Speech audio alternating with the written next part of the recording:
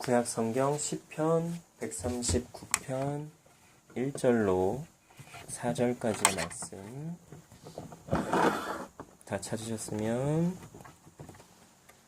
한 목소리로 함께 합독하시겠습니다. 여호와여, 주께서 나를 살펴보셨으므로 나를 아시나이다. 주께서 내가 앉고 일어섬을 아시고 멀리서도 나의 생각을 밝히 아시오며 나의 모든 길과 내가 눕는 것을 살펴보셨으므로 나의 모든 행위를 익히 아시오니 여호와여, 내 혀의 말을 알지 못하시는 것이 하나도 없으시니이다. 아멘. 오늘 말씀 제목은 다 아시니입니다. 하나님께서 다 아시니 어찌 두려워하지 않을 수가 있겠습니까? 어찌 하나님이 두렵지 않을 수가 있겠습니까? 그런데 여기에서 말하는 두렵다라고 하는 것은 하나님께서 잔인하고 공포스럽고 무서워서가 아니라 하나님께서 모든 것을 다 아시니 두렵다라고 하는 것입니다. 하나님을 경외한다라고 우리가 고백합니다. 이때 이 경외한다라는 이 말의 뜻은 하나님을 사랑하며 두려워한다라는 것입니다. 우리가 하나님을 사랑한다. 그래요. 알겠어요. 우리가 하나님 사랑해요. 그런데 하나님을 두려워한다? 사실 잘 이해가 되지 않는 부분입니다. 이 경외라는 말의 사전적 의미를 찾아보면 뜻이 이렇다고 합니다. 공경하며 두려워함, 혹은 공경하며 어려워함. 그럼 공경이라는 말의 뜻은 무엇일까요? 사전적 의미로 공경이라는 뜻의 그 말의 뜻을 보면 공손히 섬김, 존경심을 가지고 예의를 갖춤, 상대를 높이고 나를 낮추는 자세, 이 정도로 정의를 하고 있는데요. 그러면 경외라는 말의 의미의 뜻은 결국 하나님 앞에서 낮출 수밖에 없는 나를 낮추고 하나님을 높이며 하나님을 두려워하고 하나님을 어려워한다라고 하는 것입니다.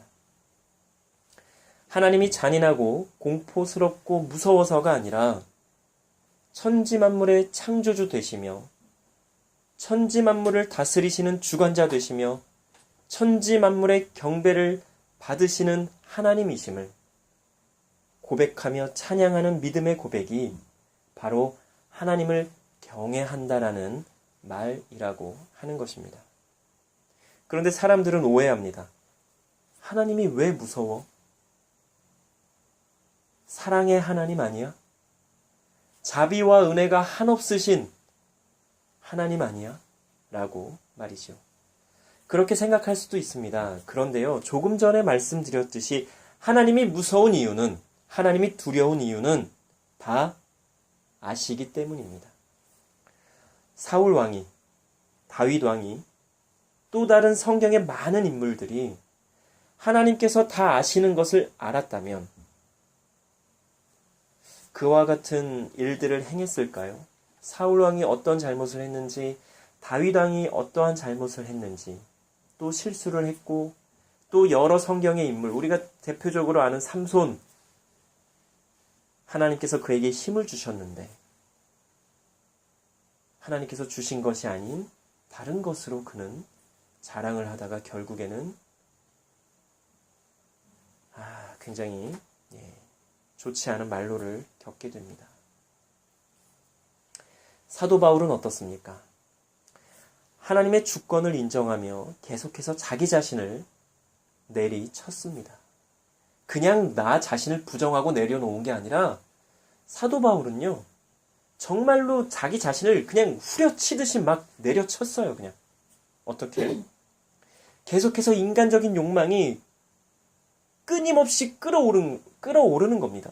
그래서 사도 바울이 로마서 7장 21절로 24절에서 뭐라고 고백하는 줄 아세요? 제가 잠시 읽어드리겠습니다.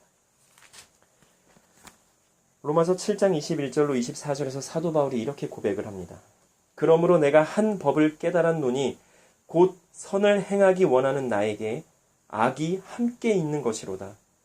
내 속사람으로는 하나님의 법을 즐거워하되 내 지체 속에서 한 다른 법이 내 마음의 법과 싸워 내 지체 속에 있는 죄의 법으로 나를 사로잡는 것을 보는도다. 오호라, 나는 곤고한 사람이로다. 이 사망의 몸에서 누가 나를 건져내랴. 우리 주 예수 그리스도로 말미암아 하나님께 감사하리로다. 그런즉 내 자신이 마음으로는 하나님의 법을, 육신으로는 죄의 법을 섬기노라. 이렇게 계속해서 고백하며 갈등하며 사도 바울은 계속해서 이 세상의 유혹에, 욕망에 사로잡히지 않으려고 계속해서 자기 자신을 하나님 안에서 끊임없이 연단하고 또 내려놓고 계속해서 그렇게 살아가는 모습을 우리가 이 말씀을 통해서 볼 수가 있습니다. 우리 인간은 참으로 연약한 존재입니다. 그래서 날마다 우리 자신을 죽이지 않으면 내 욕망, 내 욕심, 내 탐욕, 내 유익 그런 것들을 내려놓지 않으면 어느새 내가 나도 모르는 사이에 하나님과 동등하거나 하나님보다 더 높다라고 하는 착각에 빠지게 됩니다. 어느 정도의 이 위치에 올라가면 내가 말하는 대로 되지 않는 것이 없습니다. 보통 교회에 성도분들이 몇십 명, 적게는 몇십 명에서 100~200명, 또 많게는 몇백, 몇천, 몇만 명 이렇게 있으신데요. 이 목회자가 아닌 분들은 잘 이해하지 못하는 분들입니다. 제가 전도사일 때 전도사님 막 수많은 사람들이 그렇게 막 불러주고 막 위해주고 이러니까 어느 순간엔 정신을 못 차리겠더라고요. 그런데 그것에 내가 취해 있으면 안 되겠다라는 생각이 어느 순간 번쩍하고 드는 거예요. 그래서 이분들이 나에게 이렇게 호의를 베풀고 나를 존대해 주는 것은 내가 잘나서가 아니라 그냥 내가 전도사이기 때문에 그런 것이다 하고 나는 아무것도 아니다. 하나님의 종인 나를 이분들이 섬겨주시는 것이지 인간적으로 섬기는 것이나 이것을 가지고 내가 무언가를 얻어내려고 하거나 이용하려고 해서는 안 되겠다라는 마음을 끊임없이 가졌다라고 하는 것입니다. 물질적인 것도 마찬가지예요. 그 유혹에 넘어가지 않으려고 노력하지 않았다면, 그 물질의 욕심을 내려놓지 않았다면 아마 저도 모르겠어요. 아마 변질됐을 거예요. 사람들의 그 칭송을 좋아하고 나에게 들어오는 내 지갑에 있는 그 돈들을 보면서 우와, 어느 순간에 하나님? 이렇게 하니까 다 되는데 나도 헷가닥 했을지 모르겠습니다. 그래서 사도 바울이 뭐라고 고백하냐 하면 나는 날마다 죽노라라고 고백을 합니다. 우리 자신도요. 나는 매일 죽노라. 나는 죽고 내 안에 계시는 예수 그리스도께서 예수 그리스도로 말미암아 내가 살리라라고 고백하지 않으면 우리도 자신할 수가 없게 되는 것입니다. 그런데 그냥 고백만 하는 것이 아니라 사실은 우리가 그 고백한 대로 실제로 살아야 한다라고 하는 것입니다. 왜 그래야 할까요? 우리 안에 있는 그 욕망이 계속해서 자리하게 되면 결국 그 욕망이 우리를 잡아먹게 되기 때문입니다. 우리가 그 욕망에 잡혀먹게 되기 때문에 우리는 계속해서 끊임없이 그 욕심들, 욕망들과 대적하면서 싸워야 하는 것입니다. 어떤 분들은 이렇게 이야기하면 웃기지 말라고 자신있게 말하는 분들이 계실 겁니다. 그런데 그러다가 넘어지는 분들을 저는 적지 않게 보았습니다. 목사로서 참 부끄러운 고백이지만 여러 목사님들의 변질되는 모습을 저는 참 많이 보았습니다. 꼭 지금의 이 목사님들 뿐만이 아니라 성경의 인물들 중에도 변질되는 그 모습들을 우리가 성경 말씀을 통해서 보게 됩니다. 왜 변질될까요? 왜 처음에 그 고귀하고 그 은혜라고 고백했던 그 순수한 그 모습들이 왜 나중에는 탐욕에 쩌들어 그 탐욕에 허우적대며 살게 되는 것일까요? 교만함 때문입니다. 나는 결코 그럴 일이 없어. 나는 유혹에 넘어가지 않아. 나는 변질되지 않아. 나 자신을 너무나 맹신했기 때문입니다. 그럼 어떻게 해야 할까요? 하나님과 함께 해야 하는 것입니다. 하나님과 함께하며 나에 대해서 다 아시는 하나님을 두려워하며 내가 해야 할 것을 하고 하지 말아야 할 것은 하지 않아야 하는 것입니다.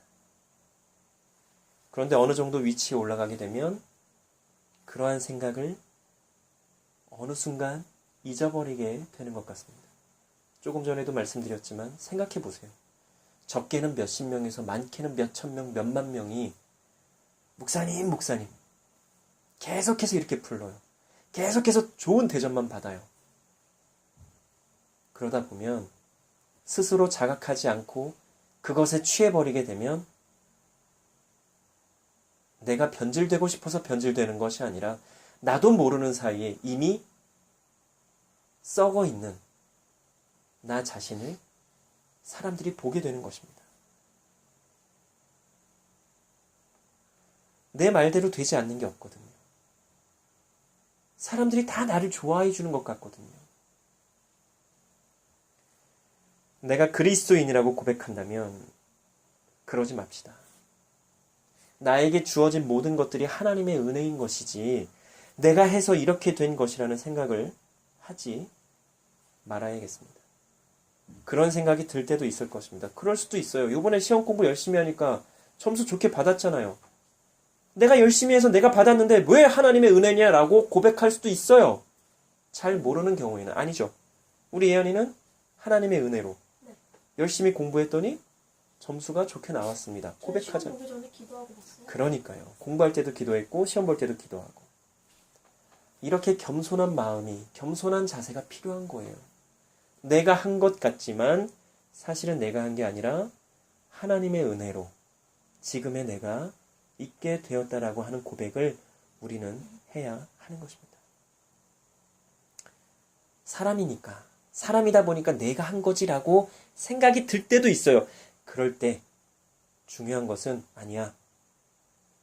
내가 한 것 같지만 사실은 내가 한 게 아니야 라고 그 욕심을, 그 마음을 내려놓을 수 있어야 돼요. 그것을 부정할 수 있어야 한다라고 하는 것입니다. 하나님께서 하라고 하시는 대로 했더니 또 하나님의 은혜로 하나님의 은혜의 자리에 내가 있었을 뿐이다라고 우리는 그렇게 고백을 할 수 있어야 하는 것입니다. 그렇지 않으면 하나님의 은혜도 하나님의 영광도 다 나의 은혜요 나의 영광이라고 하는 착각에 빠지게 되는 것입니다. 지금 우리가 이렇게 평안하게 사는 것 나의 능력이라고 생각하십니까? 우리의 노력이 분명히 있기는 있어요. 그런데 이 모든 것은 다 하나님의 은혜인 것입니다. 내 노력도 있지만 내 노력보다 더 평안함을 누리고 즐거움을 누리고 행복함을 누리며 살고 있잖아요. 우리보다 더 많이 가지고 더 좋은 곳에 살며 더 좋은 것을 많이 누리는 사람들 중에 이렇게 평안한 사람들, 이렇게 행복한 사람들, 이렇게 즐거운 사람들 글쎄요. 얼마나 될지 잘 모르겠습니다. 지금의 우리의 이 삶 다 하나님의 은혜인 거예요. 말씀드렸듯이 우리의 노력 부정하는 것은 아닙니다. 그러나 나를 나 되게 하신 분은 하나님이십니다 라고 우리는 고백을 했고 고백을 하고 있습니다. 그리고 나를 나 되게 하신 분이 하나님이십니다 라고 인정하는 사람은 결국 모든 것이 하나님의 은혜라고 고백할 수밖에 없는 것입니다. 사도 바울은 고린도전서 15장 10절에서 이렇게 고백해요. 그러나 내가 나 된 것은 하나님의 은혜로 된 것이니 내게 주신 그의 은혜가 헛되지 아니하여 내가 모든 사도보다 더 많이 수고하였으나 내가 한 것이 아니요 오직 나와 함께 하신 하나님의 은혜로라. 사도 바울은 엄청난 일을 했습니다. 지금의 그 어떤 잘 나가는 그 어떤 목사님들보다도 사도 바울은 몇백 배나 더 엄청난 일을 했어요. 그런데 그의 고백은 내가 한 것이 아니라고 고백해요. 하나님의 은혜라고 고백합니다. 이런 고백을 할 수 있어야 하는 것입니다. 하나님은 다 아십니다. 나의 앉고 일어섬도, 나의 생각도, 나의 어제 일도, 오늘 일도, 내일 일도 모두 다 아시는 하나님이십니다. 하나님을 두려워합시다. 기도 드리시겠습니다.